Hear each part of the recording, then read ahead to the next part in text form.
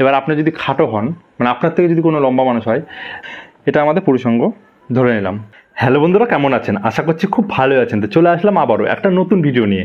তো আজকে যে বিষয়টা যেটা হতে চলেছে আপনারা থাম্বনেইলে বুঝতে পেরে গেছেন, তবুও বলে দিই আজকে যে ভিডিওটা আপনারা জানতে পারবেন এই ভিডিওটা, সেটা হলো কি, অনেকে ভাইরা বা অনেক বন্ধুরা এটা একটা মনের মধ্যে কনফিউজ থাকে, যারা নাকি ব্যায়াম করে, যারা নাকি জিম করে, তাদের নাকি ছেলেদের যে পুরুষাঙ্গ রয়েছে সেটা কিন্তু ছোট হয়ে যায়। অনেকে এই কথাটা বলে এবং এটা নিয়ে অনেক কিন্তু তর্ক বিতর্ক হয় যে আসলে কি কথাটা সত্যি, যে নাকি যারা ব্যায়াম করে, যারা হচ্ছে জিম করে, তাদের জিনিসটা ছোট হয়ে যায়। তো আজকে পুরোপুরি পাতি ভাষায় আপনাদেরকে বোঝানোর চেষ্টা করব, ঠিক আছে, যে আসল ব্যাপারটা কি ছোট না বড় কি হয় সব কিছু এই ভিডিওতে আপনারা জানতে পারবেন। সেই জন্য পুরোপুরি ভিডিওটা আপনারা শেষ পর্যন্ত দেখুন, পুরো নলেজ আপনারা পেয়ে যাবেন।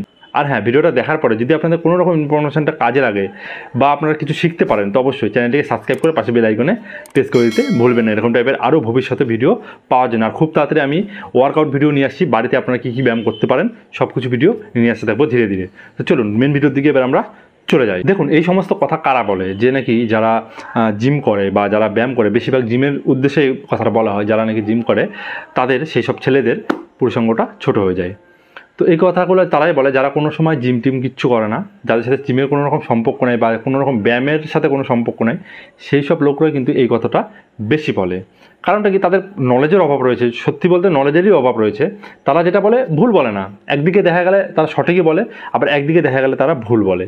কারণটা এবার আপনাদেরকে বলি। দেখুন, একটা নর্মাল মানুষের যদি কথা বলি, যারা ব্যায়াম করে না বা কোনো জিম টিম কোনো রকম শারীরিক কোনো রকম কিছু করে না, তাদের যে বডির যে গঠনটা রয়েছে সেই গঠনটা আগে দেখুন, এবং যারা জিম করে তাদের বডির গঠনটা দেখুন।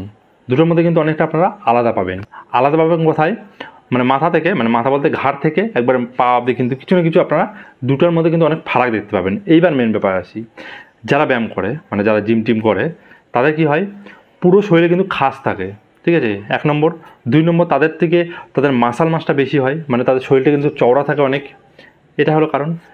আর একটা যেটা ব্যাপার থাকে, তাদের কিন্তু লেগ মানে পাটা কিন্তু যারা মানে জিম করে তাদের কিন্তু অনেকটা চওড়া হয় এবং মোটা হয় নর্মাল মানুষের থেকে। যারা নর্মাল মানুষ রয়েছে, যারা ব্যায়াম ট্যায়াম কিচ্ছু করে না, তাদের থেকে কিন্তু অনেকটা চওড়া এবং মোটা হয়। এইবার মেন ব্যাপারে আসি। এবার হলো ব্যাপারটা কি হয় এখানে, এটা আমি মুখে আপনাদেরকে বলে বোঝাতে পারবো না, এটা আপনাদেরকে আমি প্র্যাকটিক্যালে আপনাদেরকে একটা জিনিস আমি উদাহরণ দিয়ে বলবো, তাহলে আপনারা পুরোপুরি বুঝে যাবেন আসল ব্যাপারটা কি রয়েছে। দেখুন, এটা আমার টেবিল। এবার আমি টেবিলের মধ্যে আমার এই দুটো হলো সিটের রাখলাম, কৌটো রাখলাম, দুটো কিন্তু সমান মাপ রয়েছে। এবার আমরা ধরে নিলাম এই দুটো আমাদের পা, ঠিক আছে, এতক্ষণ বোঝা গেল।